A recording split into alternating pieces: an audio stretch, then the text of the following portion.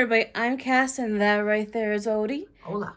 And today we are dipping a bigger toe into the world of booktube. I have more books that I intend on reading this year. There they are right there. So let's get right into it. So the first book is American Psychosis, a historical investigation of how the Republican Party went crazy by David Korn. How did I know it was about the Republican Party? Well, because he's a psychosis. Well, Psychosis, yes, and I do see Nixon there and everything. Basically, this book starts from the 1950s. I don't know why he said that. He actually didn't steal any money. I don't know why he would say that. Yes. So it starts from the 1950s, and it basically culminates into January 6th, how the Republican Party went from right to like that type of thing with Nixon, Reagan, and who is that in the bottom there? Oh, yeah, there's Bush, there's Newt Gingrich, there's that guy that was the Hawk guy or something on January 6th. Oh, yeah, that one. And there's even Sarah Palin there. And that's what this book just basically just showcases, how the Republican Party went from one way to complete other way. I think I also see Russia. Yeah, right here, the hidden history of how the party of Lincoln forged alliances with extremist kooks, racists, and conspiracy mongers, and fostered fear, anger, and resentment to win elections, and how this led to that guy right there, really holding a flag for some reason right there. Yeah. How he won the presidency. By the way, they did the pictures in black and white because if they'd done it, I don't think there was enough orange. No, probably not. It probably would have thrown up the balance of the blue and the red and everything. The orange color in his face. So that's what this book is basically about. The history of the Republican Party from the 1950s on. McCarthyism to what today is. The next book I have in my hand is Sandy Hook, An American Tragedy and the Battle for Truth by Elizabeth Williamson.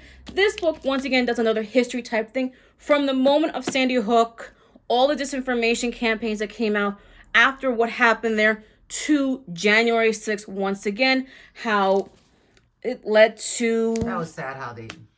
Yeah, how Alex Jones used the platform, used the children, used what happened there to further line his pocket with money, basically. Well, of course it does. The more viewers, the more money he gets in his pocket. And then right here, this pattern of denial and attack will come to characterize some Americans' response to almost every major event, from mass shootings to the pandemic to the presidential election to January 6th. So that's what she does. She just tracks it from 2012, from Sandy Hook, all the way. I'm a conspiracy buff.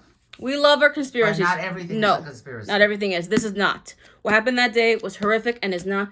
But it just what she does is just takes from 2012 up to pretty much today even. Just the facts. Just the facts. Just the facts. That's what we delve in here. Just the facts. Yep. So that's what this book is about. So it's a very in-depth. It's in-depth. In-depth book. And the last book is actually to the left. Is a different type of book. It is called Vendetta. Bobby Kennedy versus Jimmy Hoffa by James Neff. And if you didn't know, Bobby Kennedy was not only the brother of JFK, he was a senator and eventually attorney general, and unfortunately the father of a very interesting spawn. But that's besides the point.